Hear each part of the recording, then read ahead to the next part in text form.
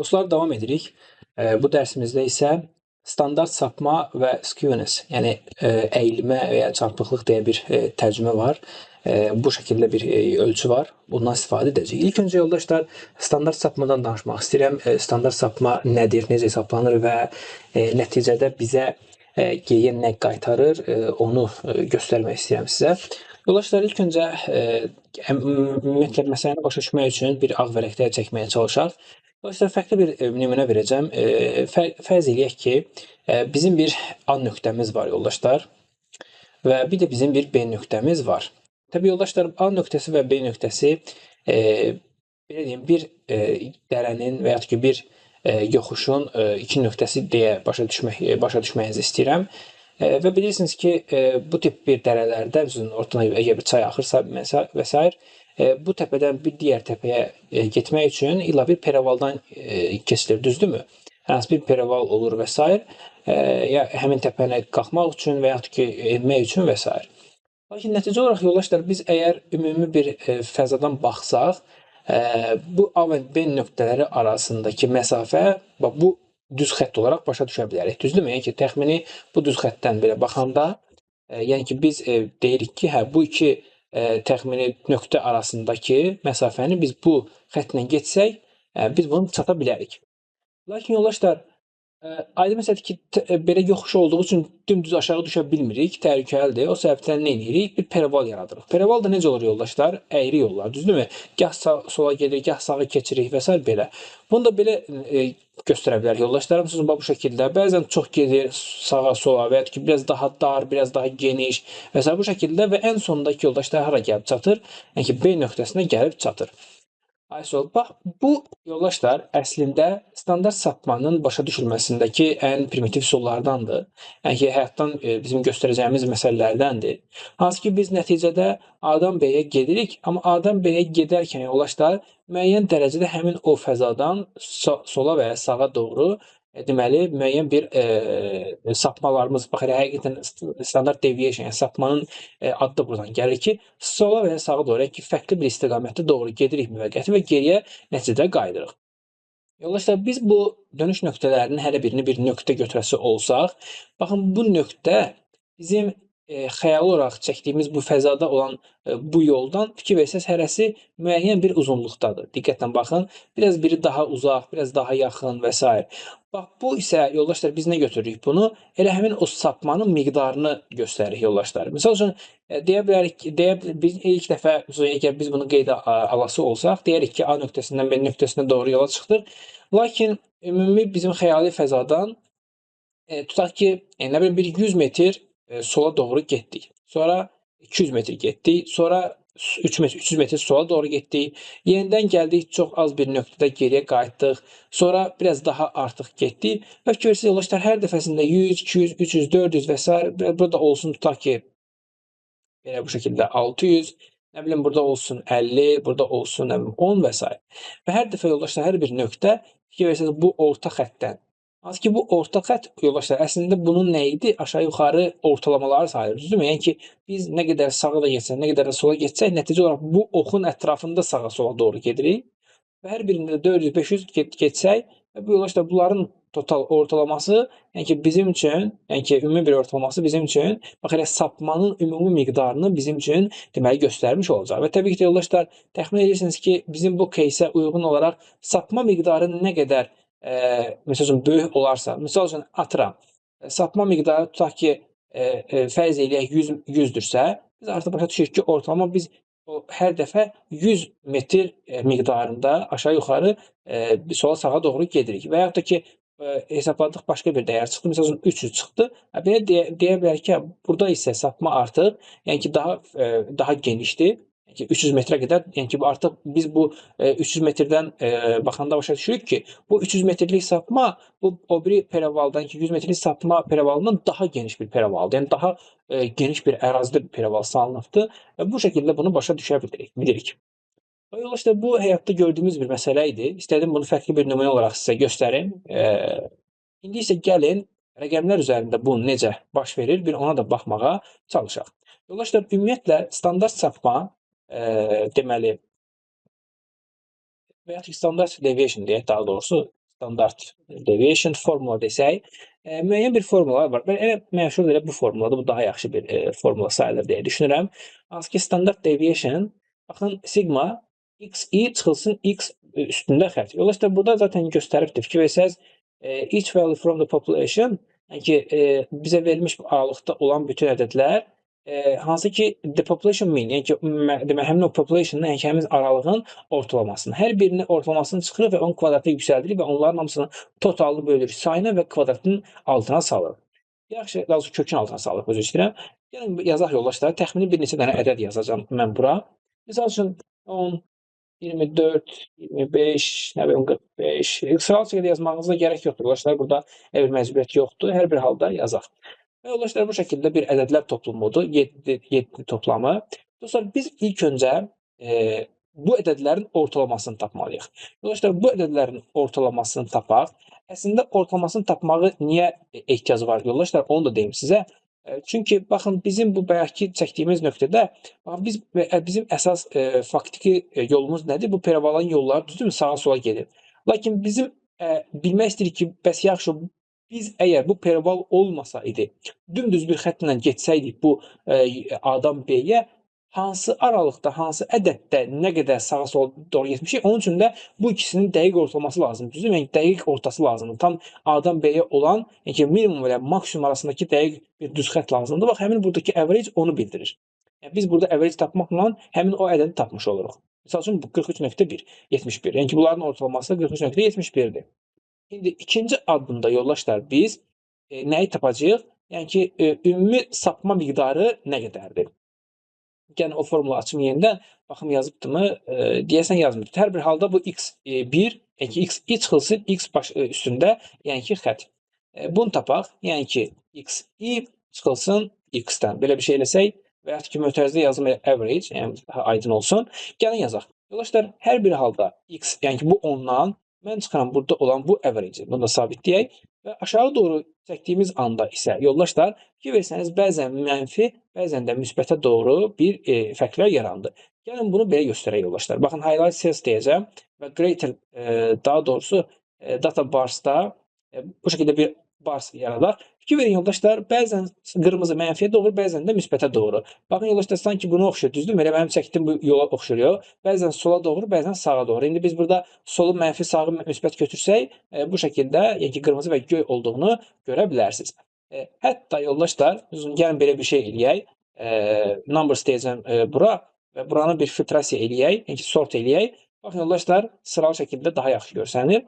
Bu şəkildə sol tərəfdə olanlar, yəni ki, ortalamadan aşağıda olanlar, bu isə bu 45, 78 və 100 isə ortalamadan, yəni ki, müsbətdə olan və ya ki, ortalamadan sağda olmasını göstərir. Yəni ki, mən əgər burada bir düz xətt çəkəsi olsaydım, bu ədədlər sol tərəfdə, bəlkə bu tərəf, bunlar isə sağ tərəfdə və ya ki, perival nümunəsinə gəlsək, həmin bu qırmızılar perivalın sanki bu tərəfində qalırdı, müsbətlər isə bu tərəfdə qalır. Yəni ki, ortalamadan yuxarı olanlar isə sağ tərəfdə qala bilərdi. Yoldaşlar, formulamıza davam edək. Formulamızda dedik ki, bunları etdikdən sonra əslində bunların hər birini, yəni ki, biz məsələn ortaya nəticə çıxdı, düzdür, mənfi 33. Bunu bir də kvadrata yüksəldirik ki, bu şəkildə, çünki bunların cəmi yoldaşlar əslində nəticədə 0 verir. Çünki bu ortalamanın solu və sağı olduğu üçün nəticədə bir-birini tamamlayır və o hamısı 0 verir. O səbəbdən bunları bu şəkildə mənasız olması əvəzinə bunları kvadratı yüksəldirik və burada power funksiyasından istifadə edək. Elə power və 2 power'dan eləyəndə bu şəkildə bizə bir dəyərlər çıxacaq. Artıq bundan sonra hamısı müsbət olacağı üçün zaten müəyyən bir bizə aralıq verir. Dostlar, bundan sonra biz bunların hamısının cəmini tapaq. Çünki baxın sigma işarəsi və biz burada bu hesablamanı etdikdən sonra, yəni ki, xi çıxılsın x üstü xətt, yəni ki, ortalamalarının hər birinin kvadratını tapıb bunların da nəticələrinin hamısını toplayacağıq. Topladıq, çıxdı nə qədər yoldaşlar? 6609 və bundan sonra yoldaşlar bunu nəyə bölürük? Artıq biz bunu böləcəyik deməli ədədlərimizin sayına. Ədədlərimizin sayına gedəlim yoldaşlar. Count dedikdən sonra 7 gəlir və bunu da böldükdə artıq standart deviation'ı biz hesablaya bilərik. S də bərabərdir. Kök altında, yəni ki, square root number olaraq yoldaşlar 6609 bölünsün 7-yə və bu şəkildə artıq bizə fikir verin yoldaşlar. 30.7 deyə bir ədəd çıxartmış oldu. Yəni ki, biz əslində yoldaşlar standart deviation bir hesablaması eləsək, standart bir sapma hesablaması eləsək, bizim ədədlərimiz aşağı-yuxarı yoldaşlar ortalamadan, yəni ki, 30.7 qədər sola və sağa doğru bu şəkildə bir sapma göstəribdir. Bax bu yoldaşlar ortalama tapılmasının bir başqa üsullarından idi. Hansı ki biz əvvəlki dərslərdə average hesabladıq, median hesabladıq və həmçində bu da standart deviation da onlardan biridir və çox güclü bir göstərici deməli sayılır. Dostlar, standart deviationu biz indi gedişatını mən əlimlə sizə göstərdim, manual olaraq göstərdim. Lakin bunun üçün std.def deyə bir funksiyamız var və burada yoldaşlar həmin o dəyərləri bu şəkildə toplatacağız. Baxın yoldaşlar, elə həmin dəyəri bizim üçün baxın vermiş oldu. Demək ki, biz düzgün şəkildə istifadə etdik. İndi gəlin yoldaşlar, mən bunu istəyirəm ki, eyni qaydada Power BI-də da tətbiq eləyək. Elə hazır funksiya var yoldaşlar. Calculation üzərində new measure deyəcəm və ST yazacağım yoldaşlar, çox uzatmayaq. Standard deviation və standard deviation deyib də burada price sütunumu bu şəkildə ötürəcəm. Və bundan sonra yoldaşlar bu bizə baxın standart deviation'ımızı 374.000 olaraq bizə qaytarmış oldu. İndi gəlin yoldaşlar bu dəyər üzərindən bir danışmağa çalışaq ki 374.000 nədir? Dostlar 374.000 əslində ortalama qiymətdən bizim standart sapmamız 374.000 sola və ya ki sağa və ya ki yuxarıya və ya ki aşağıya doğru biz gələ bilərik, bu mənanı verir. Yəni ki, bizim qiymətlərimizin ümumi sapması, yəni ki, bir dağılımı lap dəqiq desək, 374.000 civarındadır. Yəni ki, mən lap dəqiq desək, orta bir dəyər götürürəm. Məsələn, bir median dəyər götürürəm. Median olmasın da ən azından bir, tutaq ki, 500.000 götürəsi olsam, nəzərə almalıyam ki, bu 500.000, yəni əgər bir ortadırsa, bu 870.000 də ola bilər, aşağı 130.000 də həmçinin olma ehtimalı var. Yəni ki, bu aralıqda müəyyən bir sapma yaşana bilər. Bu standart deviation anlayışıdır yoldaşlar. Dediyim kimi önəmli bir məsələdir. İndi istəyirəm ki, bunu standart deviation'ın fərqli bir göstərimini də sizə göstərim. O mənada ki, bu bizə çox ümumi bir rəqəm verir, ki, ümumi bir anlayışı verir. Bunları təbii ki, siz rayonlara və s. də həmçinin də bölə bilərsiniz.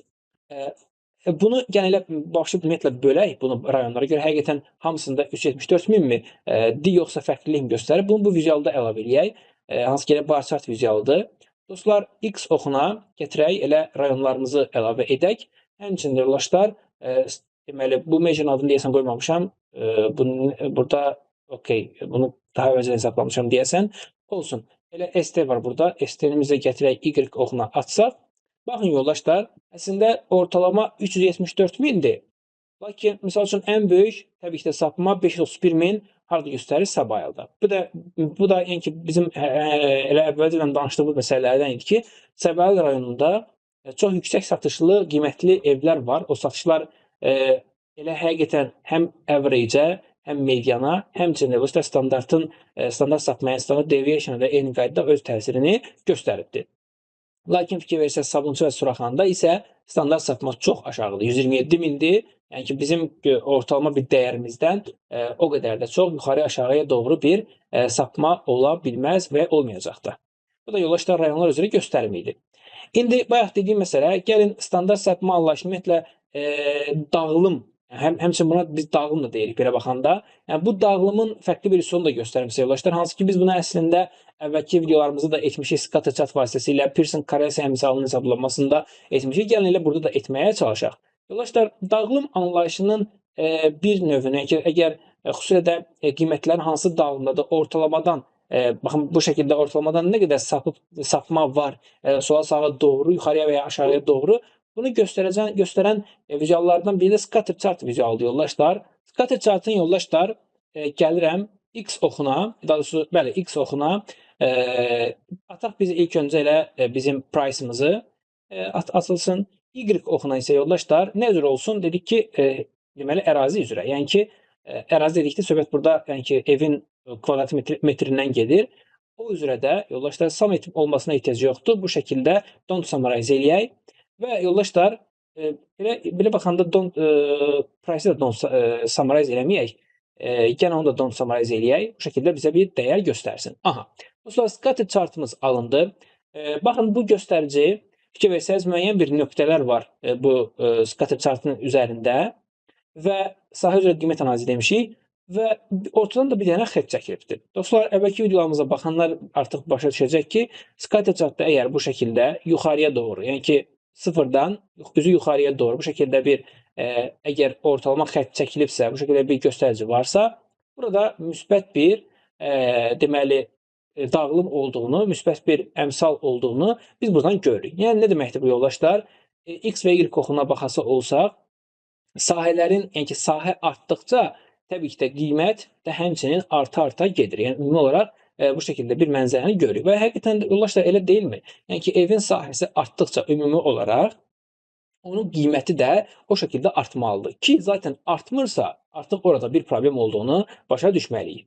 Və onun əlavə yoldaşlar fikir versəz, nöqtələr bir-birinə bəzən çox yaxın və bəzən də isə bir-birinə fikir versəz uzaqlıqları ilə deməli gözə çarpır. Yoldaşlar, bax bu da əslində bizim bayaqlar çəkdiyimiz bu yola oxşuyur. Hansı ki, biz artıq başa düşürük ki, burada elə bir qiymətlər var ki, misal üçün 1 milyonlar və s. var ki, onlar artıq sıx olan ərazidən, bir-birinə yaxın olan qiymətlərdən, yəni ki, uzağa düşüblər və ya ki, daha uzaqdadırlar, daha bir kənar, bu xəttdən daha kənarda qalıblar.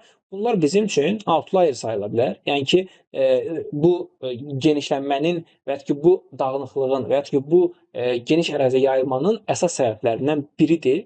Və bu da bizə bunu burada kəşf etməyimizə, bunu görməyimizə imkan verəcək. Və yoldaşlar, bu standart sapma və həmçində qiymət aralığının dağılımı idi. Bu şəkildə scatter chart vasitəsilə də eyni qaydada göstərə bilərsiniz. Sonuncu və növbəti məsələ isə yoldaşlar olacaqdır skewness. Yəni ki, deməli skewness isə yoldaşlar, bu da eyni qaydada müəyyən bir qiymət dağılımını göstərmənin fərqli bir üsullarındandır. Hansı ki, standart deviation-da və s. eyni qaydada buna oxşar məsələləri icra etdik scatter chart vasitəsilə. Bir də bunu yoldaşlar column chart vasitəsilə də görmək olur. Bu da maraqlı bir məsələdir. Hansı ki, bu hansı sualın cavabıdır? Deyilə bilər ki, sizin qiymətləriniz əsasən, evlərin qiymətləri əsasən hansı aralıqda və hansı qiymətlərə daha çox düşübdür sualını verəsi olsaq, bəlkə sizin portfolyanızda qiymətlər hansı aralıqda deyiləsi olsa və ümumiyyətlə bazarda bu dəqiqə qiymət hansı səviyyədədir, hansı yerdədir, sualın cavablarının hamısını dostlar bu şəkildə skewness-lə və s. həmçində tapmaq deməli mümkündür. Yoldaşlar, burada eyni qaydada standart deviation-da olduğu kimi bir hesablama eləyəcəyik. Lakin hesablamanı edib qiyməti alaq, bu dəyəri alaq və ondan sonra isə yoldaşlar onu eyni qaydada bir chartda göstərməyə çalışarıq. Yaxşı, gəlin o zaman başlayaq. Lakin başlamamışdan öncə hesablamağa skewness-in nə olduğunu başa düşək.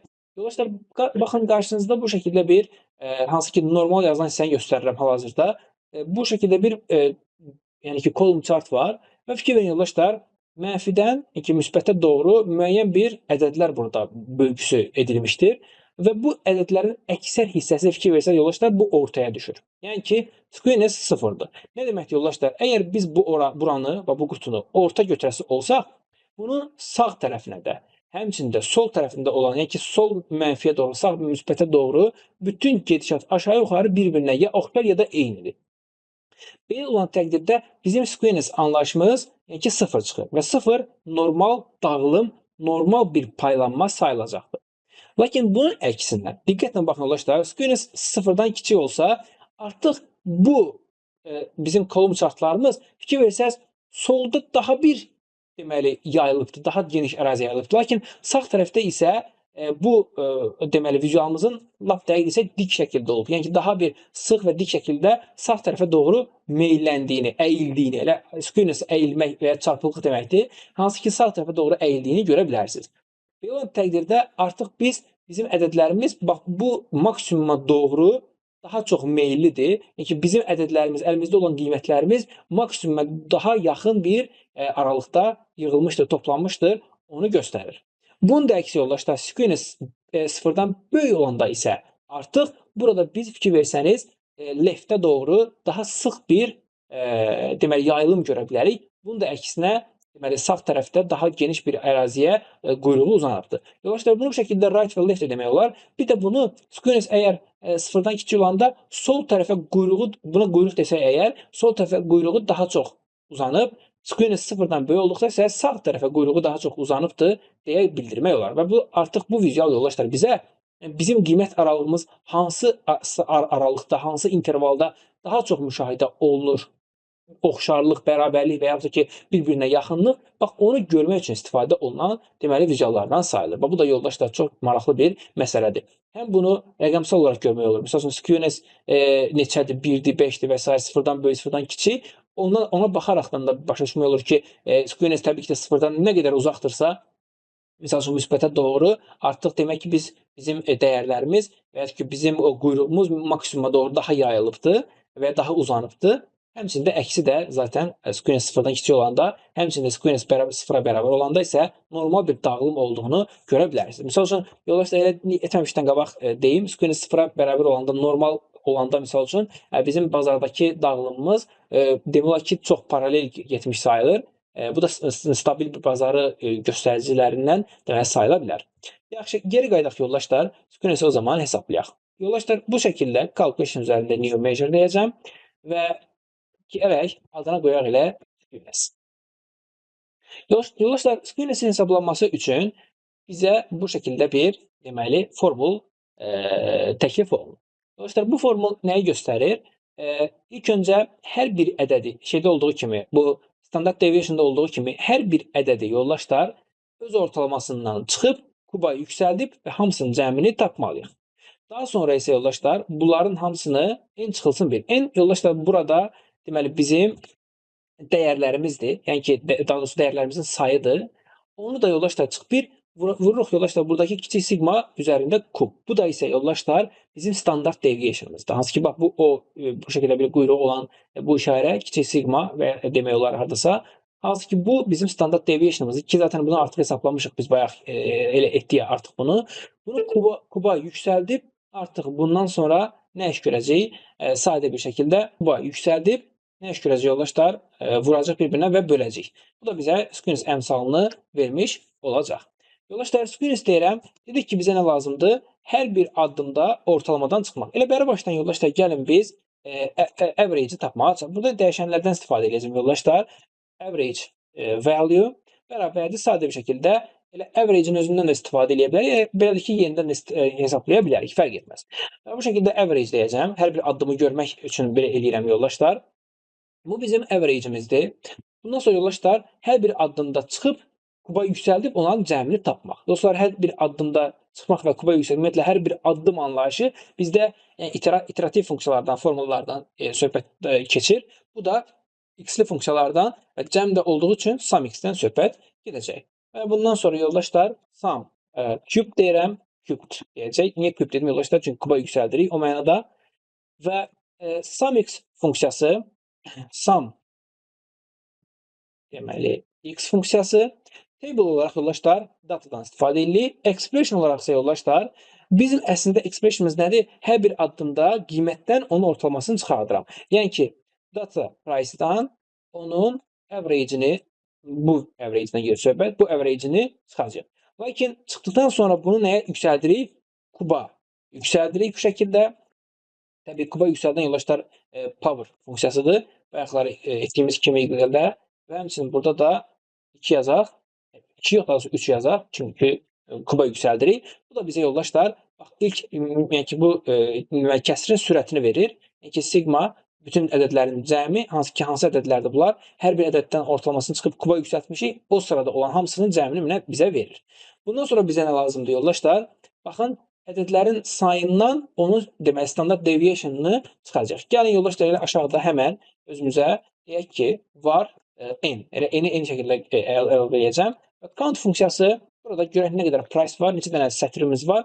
Burada count row-dan da istifadə edə bilərik. Yoldaşlar, hər bir halda count-dan istifadə edim. Birbaşa ədədlərin özünü saysın.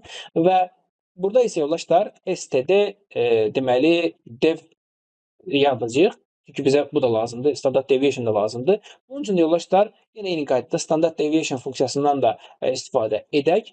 Hamısı bax, bütün dəyərləri, bütün dəyişənlərin hamısını yaratdım mı yoldaşlar? Ayso, bundan sonra adi şəkildə hesablamamızı edə bilərik. Nədir hesablamamız? Yuxarıda olan cəmi. Yəni ki, bu sum cube-dur. Cube'u bölməliyik nəyə? aşağıda olan n çıxılsın 1 vurulsun sigma. Yoldaşlar bunun üçün də nə edək? Deməli n çıxılsın 1 vurulsun deməli standart deviation'ın kubu. Yəni ki yoldaşlar power power. Deməli burada STD dev qüvvət olaraq isə yoldaşlar 3-dən istifadə edəcəyik. Təbii yoldaşlar 0 çıxma ehtimallarının məsələn qarşısını da ala bilərsiniz burada. Bunun üçün də belə bir şey eləyək. Bizim divide funksiyamız var. Divide funksiyasını xatırlatmaq gərekirsə safe divide function adlanır. Hansı ki 0 olanda ki alternativ bir resultla onu əvəz etmək üçün bizdə burada istifadə edilə bilər. Sum cube'dan çıxacaq, artıq bu mötərizələrə ehtiyac yoxdur. N çıxılsın 1 vurulsun power deməli 3-cü qüvvətdən standart deviation'a deməli yüksəltmə.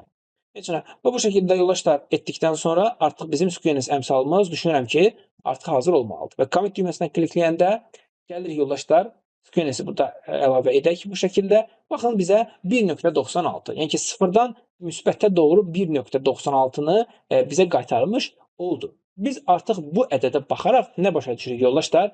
Başa düşürük ki, bizim artıq qiymət aralığımız, baxın squareness 0-dan yüksək olduğu üçün artıq bizim deməli bu qiymət aralığımız sola doğru bir əyilmə deməli bizə göstərəcək. Bu da nə deməkdir yoldaşlar? Sola doğru. Demək ki, bizim ədədlərimiz daha çox maksimumdan daha ziyadə minimuma daha yaxınlıq göstərir. Bu da demək ki, yoldaşlar ya outlier'lar var maksimumda çox yüksək. Bunu göstərir əsasən və bunun da qarşılığında bizim qiymət aralığımız minimuma daha yaxınlıq deməli göstərəcək. Baxın yoldaşlar bunu həm bu rəqəmdən zaten görəndə başa düşmək mümkündür də, lakin bunu təbii ki də istifadəçimizə də göstərmək istəyirəm. Bax bu görmüş olduğunuz vizual yoldaşlar əslində histogram sayılır. Bu histogram necə yaratmaq olar? Yenə bayaqları bu boxplotda olduğu kimi hazır şeylər var, nəydi o vizuallar var, lakin bunu da eyni qaydada özümüz düzəltməyə çalışaq. Yoldaşlar bunun üçün də belə bir şey eləyəcəyik. Biz təbii ki də hər bir ədədi bu şəkildə burada göstərə bilmərik. Çünki bizim əlimizdə də çox data var. O səbəbdən burada qruplaşdırma eləməyimiz daha məntiqlidir. Nə mənada yoldaşlar? Misal üçün bizdə burada fikir versəniz qiymətlərdə hər cür qiymət var da, düzdürmü? Yəni 50 mindən başlayır ta davam edir 175 minə qədər. Demək istədiyim budur ki, yaxşı olar ki, bunları bir dəyər seçək. Mən təxmini 50 min deyirəmsə, hər bir 60 min civarında bir qruplaşdırma eləyək. Yəni ki 60 mindən bir hamısını bir şeyə salsın. Nə idi? Bir qrupa salsın. Yəni ki 51, 58 min sonra 60 minə qədər salsın. Sonra 60 mindən 120 minə qədər 1, sonra 180 minə qədər 1 bu şəkildə bir qruplaşdırma eləsin. Onu o şəkildə göstərək öz deməli bar chartımızda. Daha sonra kolum chartımızda və kolum chartı bu şəkildə istifadə edəndə bunun adı olacaq yoldaşlar histogram. Histogram vizualı olmuş olacaq. Dostlar, biz burada aşağıda baxın rəqəmlər qoyacağıq. İndi o rəqəmləri necə düzəldək? Qruplaşdırılmış bir şəkildə. Dostlar, bu qruplaşdırmanı necə eləyəcək bilirsiniz? Bu price sütunu üzərində dostlar sağ düyməni klikləyəcəm və bu sağ düymə üzərində fikir versəniz new group var. Bu new groupa klikləyəndə bu bizə baxın price bins deyir və bin size olaraq da 212 minə bu ortalama bir rəqəm çıxardır. Mən bunu buradan silirəm. Bunu 60 min eləyəcəm. Dostlar, bunu əgər bununla bağlı, yəni ki, qruplaşdırma ilə bağlı nəsə bir çətinlik varsa, bunu ayrıca araşdırmanızı tövsiyə edirəm. Həm bu həmçində PL3 sualların da içərisində, imtahan içərisində də eyni qaydada var. 60 min bin size dedikdə burada 51 mindən 175 minə qədər 60 minlik parçalar ayıracaqdır filan qədər. Bu şəkildə OK düyməsindən klikləyəndə baxın price bins olaraqdan deməli bu şəkildə bir deməli bizə sütun yaradır. Və bu yoldaşlar fikir versəniz işarəsi fərqlidir bir başqasından, yəni digərlərindən. Bu da onu göstərir ki, burada artıq bir qruplaşdırma əməliyyatı var. Dostlar, biz bunu hara atacağıq? Biz bunu atacağıq yoldaşlar bu vizualda deməli price binsi, yəni ki X oxuna atırıq. Hansı ki baxın X oxuna atdım mən bunu. Y oxuna isə yoldaşlar nə yataq bilirsiniz? Mən hər bir qiymətdə, yəni ki misal üçün belə bir şey eləyək. 60 min falan göstərir, düzdür? Daha doğrusu bu price bin sütundur, üzr istəyirəm bunu deyək. Bu ta ki 65 mindir, 60 minə qədər və ya ki 51-58 mindir. Burada neçə dənə dəyər var? Yəni ki bu 60 minlik və ya ki 60 mindən 120 minə qədər olan bu aralıqda neçə dənə dəyər var? Neçə dənə dəyər demək yoldaşlar hər bir sətrin sayı deməkdir. Hər bir sətrin sayını bizə unikal olaraq da property ID verəcəkdir. Bu səbəbdən ən sadə şəkildə Y oxuna gəlib burada datadan property ID-nin atası olsaq ISO bizə bu şəkildə bir dəyər göstərmiş oldu. Və ya ki bu şəkildə bir qarşımıza bir dəyər çıxmış oldu. Baxın yoldaşlar, fikir verin, bizim bu vizualdan başa düşəcəyimiz nədir? Bizim qiymət paylanmamız 0 ilə təxmini bu axırıncı ilə 1 milyon 775 min olandı. Daha doğrusu 750 min olandı. Həmin o dəyərlərdir. Hansı ki bax bu scatterchart da onu sübut edir aşağı yuxarı. Bax bu kənarda qalan bu 3 dənə dəyər ilə bizim buradakı 3 dənə dəyərdir. Bizim qiymət paylanmamızın əsas sıx olduğu nöqtə isə hansı nöqtələrdir yoldaşlar? Baxın 60 minlik və 120 minlik olan bu aralıqdır. Bunu biraz da düzəliş eləmək olar yoldaşlar. İndi mən 60 min qoydum. Biraz daha dərinləşdir. 30 minlik eləyə bilərsiniz. Daha dərin göstərsin, daha xırda göstərsin də. İndi mən 60 min elədim ümumi olaraq. Bir də son olaraq misal üçün burada siz burada misal üçün istəsəniz bu tək qalan dəyərləri göstərməyə də bilərsiniz.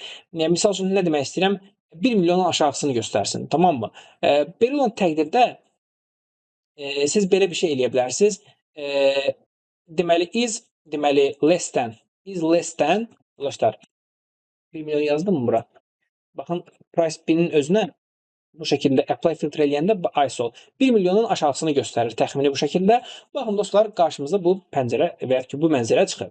Yaxşı, bu mənzərəni biz bu mənzərə ilə necə qarşılaşdıra bilərik? Yəni ki biz necə başa düşək? Bu normaldır, right leftdir. Birincisi Skewness əmsalı onu göstərir ki, bu müsbətdir. Yəni ki bu sola da doğru bir yatımdır. Yəni bu sola doğru yatımı biz burada necə görə bilərik? Baxın, əslində mən görə bilirəm, indi gəlin sizə də göstərim.